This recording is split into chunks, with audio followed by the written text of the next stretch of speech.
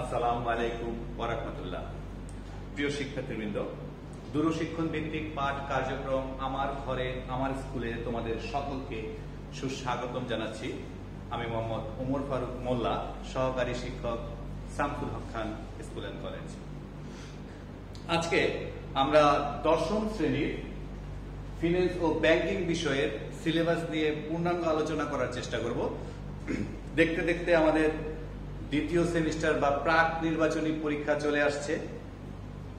আমাদের সম্মানিত অধ্যক্ষ স্যারের সার্বিক তত্ত্বাবধানে তোমাদের সুবিধার্থে সিলেবাস কিঞ্চিত কমানো হয়েছে।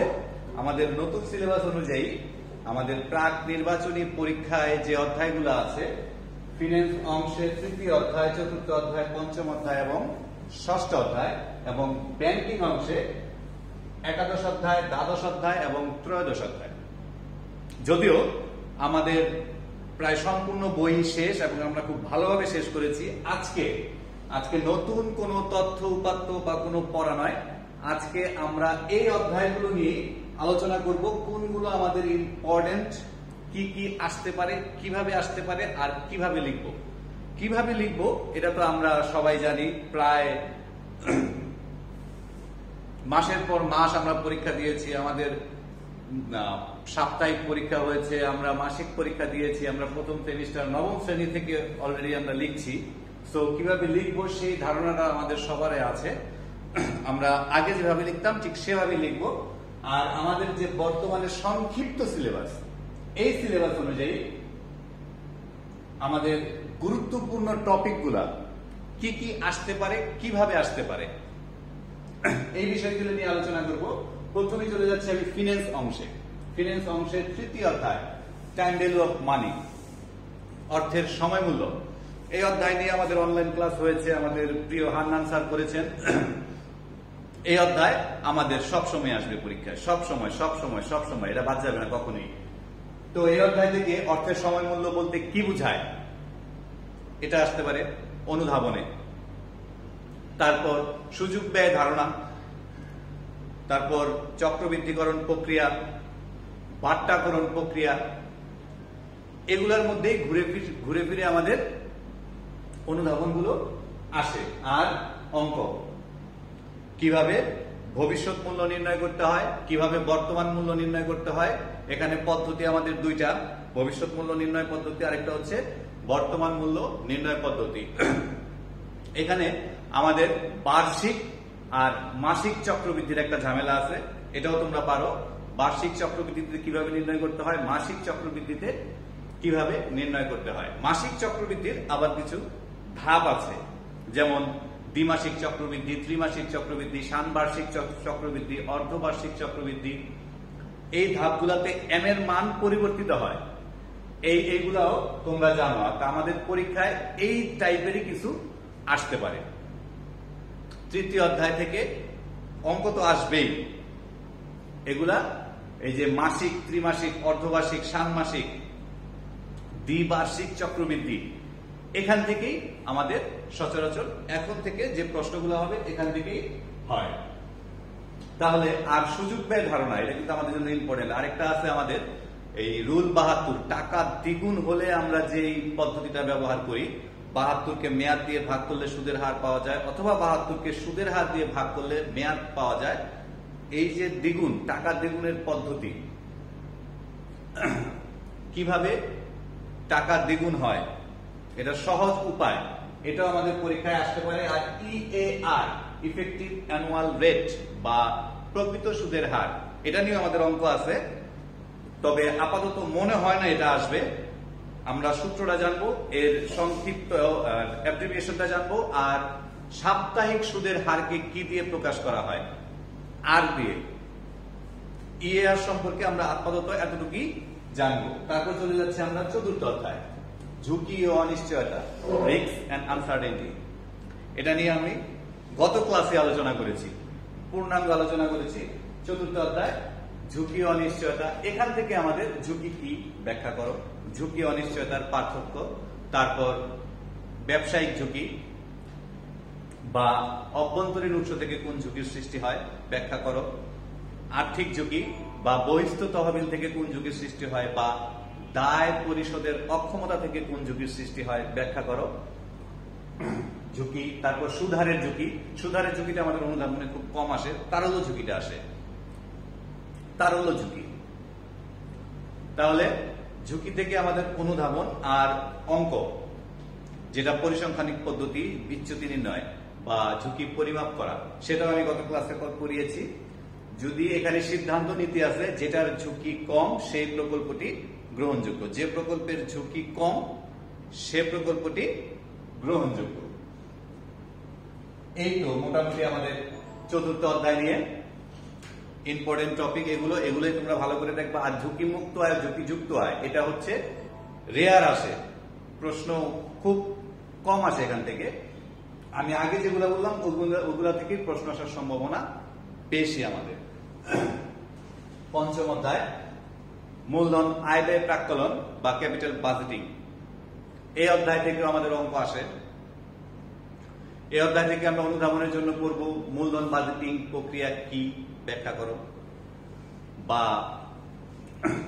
কোনটি একটি মূল্যায়ন প্রক্রিয়া ব্যাখ্যা করো, বা কোনটি দীর্ঘমেয়াদী প্রক্রিয়া ব্যাখ্যা করো, বা মূলধন বাজেটিং অনুমান নির্ভর কেন, বা মূলধন বাজেটিং ভবিষ্যতের উপর নির্ভরশীল কেন। সবগুলা কোশ্চেনের একটাই উত্তর, মূলধন বাজেটিং কি ব্যাখ্যা করো। আমি এতক্ষণ যতগুলো প্রশ্ন করলাম সবগুলোর উত্তর একটাই, মূলধন বাজেটিং কি ব্যাখ্যা করো। এটা যে উত্তরটা দিতাম আমরা সবগুলো প্রশ্নের উত্তর সেই একই দিব। এখানে আমাদের সবচেয়ে ইম্পর্টেন্ট বাট্টার হার কি ব্যাখ্যা করো, বাট্টার হার কি ব্যাখ্যা করো।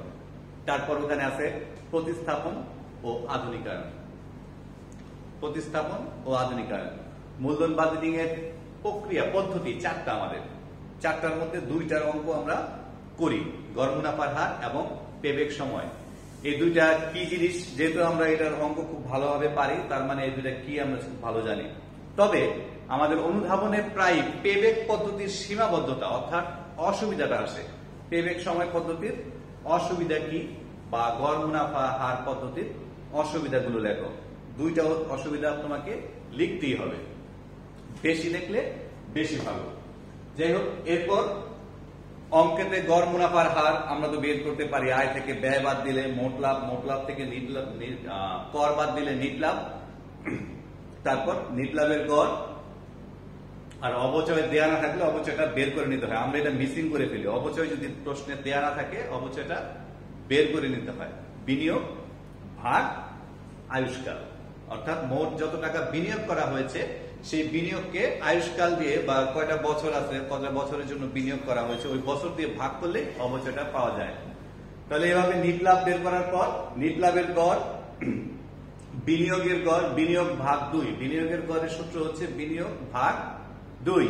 বিনিয়োগের গড় নির্ণয় করার পর গড় মুনাফার হারের নির্ণয়ের সূত্র দিয়ে আমরা গড় মুনাফার হার নির্ণয় করব। গড় মুনাফার হার নির্ণয়ের সূত্র তো পারোই, গড় নিট মুনাফা ডিভাইডেড বাই গড় বিনিয়োগ। এখানে একটা সিদ্ধান্ত নীতি আছে কি, মুনাফা, গড় মুনাফার হার, মুনাফা যেটার বেশি সেটা আমাদের জন্য গ্রহণযোগ্য, মুনাফা যেটার বেশি সেই প্রকল্পটি আমাদের জন্য গ্রহণযোগ্য। তোমরা সিদ্ধান্ত নীতিতে গিয়ে একটু ভুল করে ফেলো। তারপর পেব্যাক সময় পদ্ধতির অঙ্ক আমরা সবাই পারি, তবে মাঝে মাঝে যে জিনিসটা আমরা করি, প্রশ্নে যা দেয়া থাকে তাই যোগ বিয়োগ করা শুরু করি।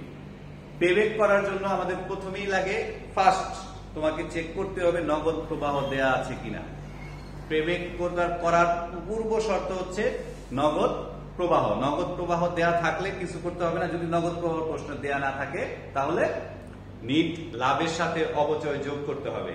নগদ প্রবাহ প্রশ্নে দেয়া না থাকলে নিট লাভের সাথে অবচয় যোগ করে নগদ প্রবাহ নির্ণয় করতে হবে। তারপরের প্রক্রিয়া আমরা সবাই পারি।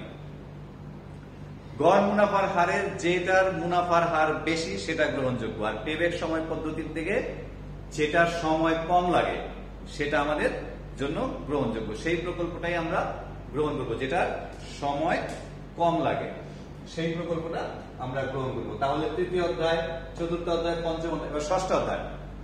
ষষ্ঠ অধ্যায় হচ্ছে মূলধন ব্যয় বা কস্ট অফ ক্যাপিটাল। এটা নিয়েও আমরা পুরো অধ্যায় নিয়ে আলোচনা করেছি অনলাইনে। তো মূলধন ব্যয় এখান থেকে সবসময় প্রশ্ন আসে। আর এবার যেহেতু সংক্ষিপ্ত সিলেবাস, তার মানে আসবেই মূলধন ব্যয়। এখান থেকে আমাদের অনুধাবনে আসতে পারে মূলধন ব্যয় কি, ব্যাখ্যা করো। কাম্য ঋণ নীতি কি, ব্যাখ্যা করো। এখান থেকে আমাদের যে কোশ্চেনটা প্রায়ই আসে এবং আমরা সবাই গণহারে ভুল করি, সেটা হচ্ছে সংরক্ষিত আয়ের ব্যয় বলতে কি বুঝো, ব্যাখ্যা করো। এটা কিন্তু আমাদের প্রায়ই আসে এবং আমরা প্রথম সারির কয়েকজন ছাড়া বাকিরা যা মন চায় তাই লিখে দিই। এটা বইয়ের পাতায় ভালো করে দেখে নেবেন। সংরক্ষিত আয়ের ব্যয় কি, আমরা সংরক্ষিত আয়ের সংজ্ঞা দিয়েই শেষ করে দিই, সেটা ভুল। সংরক্ষিত আয়ের পরে ব্যয় কথাটা আছে, সংরক্ষিত আয়ের ব্যয় তোমরা বই দেখে নিবা। তারপরও আমি তোমাদের এক লাইন বলে দিচ্ছি, সংরক্ষিত আয় হচ্ছে মুনাফার যে অংশ শেয়ার হোল্ডারদের মধ্যে প্রদান না করে ভবিষ্যতে বিনিয়োগের জন্য রেখে দেওয়া হয়, তাকে বলা হয় সংরক্ষিত আয়। কিন্তু আমাদের প্রশ্ন চেয়েছে কি, সংরক্ষিত আয়ের ব্যয়। এই যে যেই আয়টা সংরক্ষণ করে রেখে দেওয়া হলো, কোথাও বিনিয়োগ করা হলো না, যদি এটা রেখে না দিয়ে কোথাও বিনিয়োগ করতো, তাহলে সেখান থেকে কোনো না কোনো টাকা আয় হতো, কিছু না কিছু টাকা আয় হতো। এই যে আয় থেকে বঞ্চিত হলাম আমরা, কোম্পানির দৃষ্টিকোণ থেকে কোম্পানি বঞ্চিত হলো, সেটাই কি সংরক্ষিত আয়ের ব্যয়। আমাকে যে, আমি বিনিয়োগকারী, আমি শেয়ার হোল্ডার, আমি শেয়ার ক্রয় করেছি, আমাকে যে মুনাফা না দিয়ে কোম্পানি রেখে দিল, যদি আমাকে দিত তাহলে আমিও সেই টাকাটা কোথাও বিনিয়োগ করতে পারতাম, সেখান থেকে আমার কিছু টাকা উপার্জন হতো। এই যে আমিও বিনিয়োগ না করে উপার্জন থেকে বঞ্চিত হয়েছি, যত টাকা বঞ্চিত হয়েছি সেটাই কি সংরক্ষিত আয়ের, অত টাকাই সংরক্ষিত আয়ের ব্যয়। তাহলে মূলধন ব্যয় কি, কাম্য ঋণ নীতি কি, সংরক্ষিত আয় বলতে কি বুঝো, ব্যাখ্যা করো। ঋণ মূলধন ব্যয় কি, ব্যাখ্যা করো। সবচেয়ে ঝুঁকিপূর্ণ আয় কোনটি, ব্যাখ্যা করো। সাধারণ শেয়ার। এই আর এখান থেকে আমাদের অঙ্ক আসে, সাধারণ ঋণ মূলধন ব্যয় নির্ণয় করো, অগ্রাধিকার শেয়ারের ব্যয় নির্ণয় করো, তারপর সাধারণ শেয়ারের ব্যয় নির্ণয় করো, তারপর গড় মূলধন ব্যয়। এগুলো আমরা খুব ভালোভাবেই পারি ইনশাআল্লাহ, কোনো ঝামেলা হবে না। যদি আমাদের মূলধন ব্যয়ে কোনো দুইটি প্রতিষ্ঠান বা দুইটি প্রকল্পের কথা বলা থাকে, যেটার মূলধন ব্যয় কম সেটা গ্রহণযোগ্য। দুইটি প্রতিষ্ঠানের কথা যদি বলা থাকে তাহলে যেটার মূলধন ব্যয় কম সেটা গ্রহণযোগ্য। উদ্দীপক, উদ্দীপকটা ভালো করে খেয়াল করবা। তোমরা অঙ্ক পারো কিন্তু সিদ্ধান্ত দিতে গেলেই তোমাদের একটু ভুল হয়ে যায়। উদ্দীপকে যদি কোম্পানির কথা বলা থাকে, উদ্দীপকে কোম্পানির কথা বলা থাকলে মূলধন ব্যয় যেটার কম সেটা গ্রহণযোগ্য বা সেটা লাভজনক। আর উদ্দীপকে যদি আমাদের কথা বলা থাকে, তোমার কথা বা বিনিয়োগকারীর কথা বলা থাকে, তাহলে মূলধন ব্যয় যেটার বেশি সেটা গ্রহণযোগ্য। দুইটা দৃষ্টিকোণ থেকে এখানে লাভটা বিবেচনা করা হয়। একটা হচ্ছে আমাদের, যারা আমরা বিনিয়োগ করেছি, আমরা শেয়ার ক্রয় করেছি একটা বড় কোম্পানির, লাইক বাটা, কোহিনুর, অ্যাপেক্স, বেক্সিমকো, এদের শেয়ার ক্রয় করেছি। যদি তারা বেশি মুনাফা দেয় তাহলে তার মানে কি, তার মানে তাদের মূলধন ব্যয় বেশি, কিন্তু বেশি মুনাফাটা কিন্তু আমাদের জন্য প্রফিট। অর্থাৎ বিনিয়োগকারীর দৃষ্টিকোণ থেকে যেটার মূলধন ব্যয় বেশি সেটা গ্রহণযোগ্য, আর কোম্পানির দৃষ্টিকোণ থেকে যেটার মূলধন ব্যয় কম সেটা গ্রহণযোগ্য। ওকে, তাহলে আমাদের ফিনান্স অংশের সিলেবাসের এই ছিল আমাদের মোটামুটি ভাবে একটা সাজেশনের মতোই। যেখান থেকে কি কি আমাদের আসতে পারে এবং আমরা কিভাবে সঠিক উত্তরটা দিতে পারবো। এবার আমরা চলে যাচ্ছি ব্যাংকিং এ। ব্যাংকিং এর একাদশ অধ্যায়। একাদশ অধ্যায় হচ্ছে ব্যাংকের আমানত। এটা একটা ভালো অধ্যায়, বড় অধ্যায়। এখান থেকে আমাদের আধুনিক ব্যাংকিং সেবা বা ইলেকট্রনিক ব্যাংকিং, ই ব্যাংকিং সংক্ষেপে, এটা নিয়ে আমি গত ক্লাসে আলোচনা করেছি। সো এখান থেকে প্রশ্ন আসবে। আধুনিক ব্যাংকিং সেবা, debit card, credit card, SMS banking, ATM, এগুলো নিয়ে গত ক্লাসে আলোচনা করেছি। এখানে আমাদের আরেকটা গুরুত্বপূর্ণ টপিক আছে, বিভিন্ন প্রকার ব্যাংকের হিসাব। ব্যাংকের হিসাব, এটা আমাদের জন্য খুব ইম্পর্টেন্ট। অর্থাৎ আমরা ব্যাংকে গেলে যে কি কত রকম অ্যাকাউন্ট খুলতে পারি, সেটা চলতি, সঞ্চয়ী, স্থায়ী, ডিপিএস, এফডিআর, আরএফসিডি, এই যে হিসাবগুলা, স্থায়ী হিসাব, এফডিআর হচ্ছে ফিক্সড ডিপোজিট স্থায়ী, আরএফসিডি হচ্ছে রেসিডেন্ট ফরেন কারেন্সি, অর্থাৎ বিদেশে যারা গমন করে তাদের জন্য এই হিসাবটা। এই যে কয়েকটা হিসাবের 6টা হিসাবের কথা বললাম আমি, এই 6টা হিসাব আমরা প্রথমেই ভালো করে পড়বো, জানবো। উদ্দীপকে এখান থেকে আমাদের ম্যাক্সিমাম প্রশ্নগুলো হয়। এই যে হিসাব, 6টা হিসাব, সঞ্চয়ী, স্থায়ী, তারপর হচ্ছে চলতি হিসাব, সঞ্চয় হিসাব, স্থায়ী হিসাব, ডিপিএস, আরএফসিডি, এই হিসাবগুলো থেকে আমাদের ম্যাক্সিমাম উদ্দীপকগুলো হয়। আর এখানে আরেকটা আছে, ব্যাংক হিসাব খোলার বিবেচ্য বিষয়, একাদশ অধ্যায়। আমি যখন একটা হিসাব খুলতে যাব, তুমি যখন একটা হিসাব খুলতে যাবো, তুমি কি কি জিনিস বিবেচনায় আনো, এটাও আমাদের পরীক্ষায় আসে এবং আমাদের জন্য খুবই গুরুত্বপূর্ণ। কি কি হিসাব, কি কি বিষয় বিবেচনা করা হয়, আমার বাসা থেকে কতটা কাছে, কতটা সুন্দর তাদের সেবা, তাদের দক্ষতা কত, আমার যে আমি ঋণ নিলে সে সুদ বেশি নেয় না কম নেয়, বা আমি টাকা জমা রাখলে সে সুদ বেশি দেয় না কম দেয়, এই যে হিসাবগুলা, বা সেবার উপর চার্জ কত নেয়, এই যে বিষয়, এই বিষয়গুলাই হচ্ছে কি ব্যাংক হিসাব খোলার বিবেচ্য বিষয়। এটাও আমাদের জন্য ইম্পর্টেন্ট। তাহলে একাদশ অধ্যায়ে আমরা হিসাব পেলাম, তারপর ব্যাংক হিসাব খোলার বিবেচ্য বিষয়, আর ইলেকট্রনিক ব্যাংকিং সেবা। এখান থেকে আমাদের সৃজনশীল আসবে আশা করছি। তারপর দ্বাদশ অধ্যায় ব্যাংক ও গ্রাহক। ব্যাংক ও গ্রাহক, এটা নিয়েও আমরা অনলাইনে ক্লাস করেছি। ব্যাংক ও গ্রাহকের সবচেয়ে গুরুত্বপূর্ণ হচ্ছে চেক। চেক নিয়ে আমরা কথা বলেছি, দাগ কাটা চেক, বাহক চেক, হুকুম চেক, 3টা নিয়েই আমরা কথা বলেছি। এবং সবচেয়ে নিরাপদ চেক কি? দাগ কাটা চেক। এখান থেকে আমাদের সৃজনশীল আসবে। তারপর ব্যাংক ও গ্রাহকের কি কি কারণে ব্যাংক ও গ্রাহকের মধ্যে সম্পর্কের অবসান বা পরিসমাপ্তি ঘটে, এই টপিকটা হয় কোন একটা সিঙ্গেলটা আসবে, অথবা পুরো টপিকটাই আসবে। ভিতর থেকে সৃজনশীল আসতে পারে, পুরোটাই আসতে পারে। পুরোটা আসার সম্ভাবনা বেশি আমাদের। কি কি কারণে গ্রাহক ও মক্কেলের মধ্যে বা ব্যাংক ও গ্রাহকের মধ্যে সম্পর্কের অবসান ঘটে। এখানে ব্যাংক ও গ্রাহকের একটা সম্পর্ক আছে প্রথম পৃষ্ঠায় আমাদের দ্বাদশ অধ্যায়ে, ডেবিটর ক্রেডিটর সম্পর্ক, ব্যাংক গ্রাহকের ওসি, এই যে 4-5টা পয়েন্ট, এই পয়েন্টগুলো মনে রাখবো। এখান থেকেও আমাদের, যদি ওইখান থেকে আমাদের প্রশ্ন মিসিং হয় তাহলে এখান থেকে হবে। এখান থেকে হয় না সচরাচর ব্যাংক ও গ্রাহকের মধ্যে কি কি সম্পর্ক, এখান থেকে সচরাচর সৃজনশীল হয় না, কিন্তু অনুধাবনে আসে। যদি কোনো কারণে চেক বা ওই সম্পর্ক কিভাবে অবসান ঘটে তার মিসিং ঘটে, তাহলে ওইখান থেকে আমাদের প্রশ্ন আসে। এবার আসি ত্রয়োদশ অধ্যায়, আমাদের সিলেবাসের শেষ অধ্যায়, কেন্দ্রীয় ব্যাংক, সেন্ট্রাল ব্যাংক।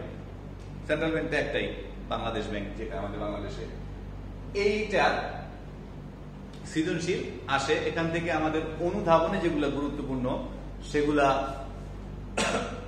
নিকাশ ঘর কি ব্যাখ্যা করো, বিধিবদ্ধ রিজার্ভ কি ব্যাখ্যা করো। তারপর আসতে পারে কেন্দ্রীয় ব্যাংক কিভাবে ঋণ নিয়ন্ত্রণ করে, কেন্দ্রীয় ব্যাংক ব্যাংকিং সমাজের নেতা ব্যাখ্যা করো, সকল ব্যাংকের ব্যাংকার হিসেবে কেন্দ্রীয় ব্যাংক মূল্যায়ন করো। এই ধরনের টাইপই সবচেয়ে ইম্পর্টেন্ট আমাদের ওইগুলাই, নিকাশ ঘর, বিধিবদ্ধ রিজার্ভ, কেন্দ্রীয় ব্যাংক কিভাবে ঋণ নিয়ন্ত্রণ করে, এগুলা এখান থেকে আমাদের অনুধাবন আসে। তারপরও তোমাদের আমরা একটা শীট দিয়ে দিয়েছি, সেখানে 6টা থেকে 7টা অনুধাবন আছে, ওখান থেকে আসবে ইনশাআল্লাহ। এখন কেন্দ্রীয় ব্যাংকের আমাদের অনেক কিছু দেওয়া আছে। কেন্দ্রীয় ব্যাংকের কার্যাবলী, প্রধান কার্যাবলী, উদ্দেশ্যাবলী, প্রধান উদ্দেশ্যবলী, তারপর অন্যান্য কার্যাবলী, সাধারণ কার্যাবলী, অনেক একটা করা আছে। এখান থেকে সৃজনশীল আসলে আমাদের প্রথমেই উদ্দীপক অনুযায়ী, আমি একটা সৃজনশীল তোমাদের লিখেও দিয়েছিলাম বোর্ডে বাসার কাজ হিসেবে, সৃজনশীল আসলে প্রথমে উদ্দীপকে কি কোন ব্যাংকটা চেয়েছে সেটা জানতে চায়। সেটা কেন্দ্রীয় ব্যাংক অথবা বাণিজ্যিক ব্যাংক হতে পারে। এখান থেকে প্রশ্ন আসলে বাণিজ্যিক ব্যাংক এবং কেন্দ্রীয় ব্যাংক দুইটাকেই জড়াই আসে। বোঝা গেল? এখান থেকে প্রশ্ন আসলে বাণিজ্যিক ব্যাংক এবং কেন্দ্রীয় ব্যাংক দুইটাকেই জড়াই আসে। এখন কেন্দ্রীয় ব্যাংকের আমাদের যে মেন টপিক গুলো আছে, বলিষ্ঠ মুদ্রা বাজার গঠন, অর্থনৈতিক স্থিতিশীলতা সৃষ্টি, শিল্প উন্নয়ন, দেশের কৃষি খাতের উন্নয়ন, সরকারকে সাহায্য, সরকারের উপদেষ্টা, তারপর নিকাশঘর হিসেবে দায়িত্ব পালন, তারপর অন্যান্য ব্যাংকের সাথে সেতু বন্ধন, তালিকাভুক্তিকরণ, অন্যান্য ব্যাংকের নতুন শাখা প্রদানের অনুমতি প্রদান, ঋণ নিয়ন্ত্রণ, এই যে ভিতরের যে টপিকগুলা, এই টপিকগুলা থেকে আমাদের ভিতরের থেকে প্রশ্ন খুব কম আসে। আমাদের সরাসরি জানতে চাই এটা কোন ধরনের ব্যাংক, তখন আমরা কেন্দ্রীয় ব্যাংকই লিখবো। আর ঘতে আমাদের জানতে চায় দেশের অর্থনৈতিক উন্নয়নে উক্ত ব্যাংকের ভূমিকা লেখো, বা বাণিজ্যিক ব্যাংকের উন্নয়নে উক্ত ব্যাংকের ভূমিকা লেখো, বা গ্রাহকদের নিরাপত্তা প্রদানে উক্ত ব্যাংকের ভূমিকা লেখো। এই টাইপের আমাদের কোশ্চেন আসে। কিভাবে লিখতে হয় সেটাও আমি তোমাদের বলে দিয়েছি। আমরা কেন্দ্রীয় ব্যাংক থেকে প্রশ্ন আসলে প্রথমেই চেষ্টা করব পয়েন্ট আকারে দিতে।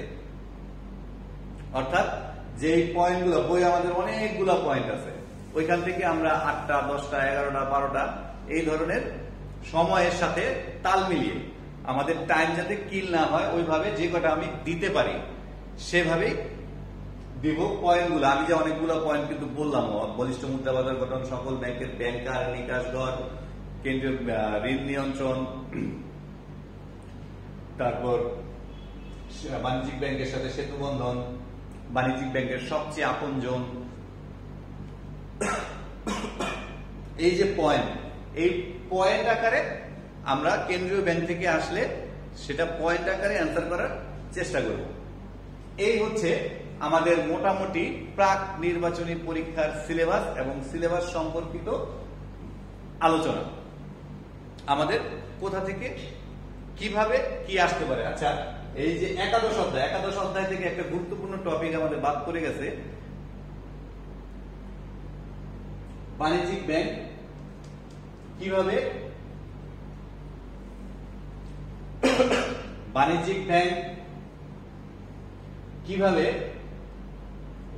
হিসাবের মাধ্যমে ডিপোজিট করে, এটার বাংলাটা কি ভুলে গেলাম তো।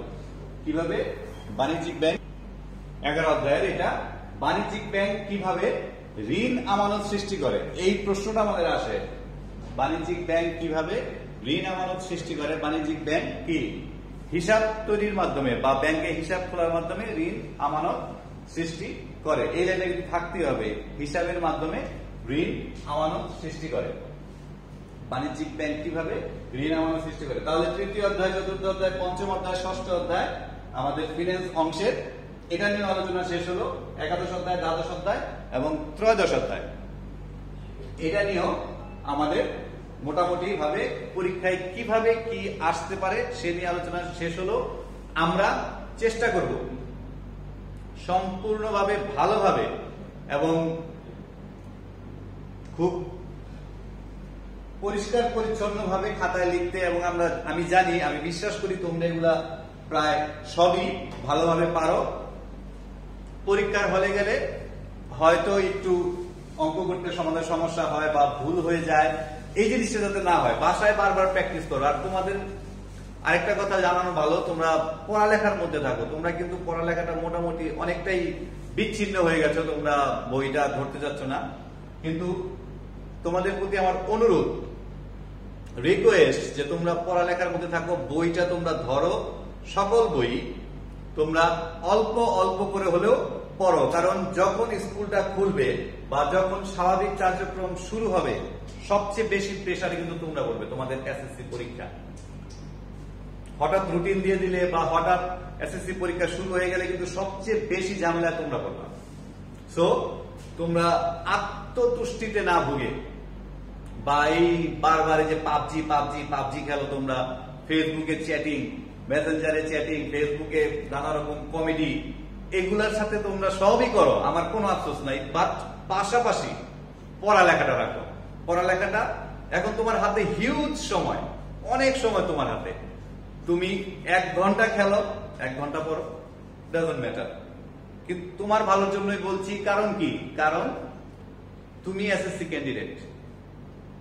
যদি কোনো অবস্থা স্বাভাবিক হওয়ার পর তোমার হাতে সময় না পাওয়া যায়, তখন কান দিয়ে চোখ দিয়ে সব দিক দিয়ে দৌড়ে বেরোবে। তোমাকে পড়তেই হবে। তুমি অল্প পড়ো, কিন্তু মনোযোগ সহকারে পড়ো, টেবিলে বসে থাকো, চেষ্টা করো, না পড়ো তাও টেবিলে বসে থাকো, একটা শিডিউল তৈরি করে টেবিলে বসে থাকো। ওকে, তোমাদের সাথে আবার যদি স্বাভাবিকভাবে থাকি, সুস্থ থাকি, দেখা হবে ইনশাল্লাহ। আজকে বিদায় নিচ্ছি, খোদা হাফেজ।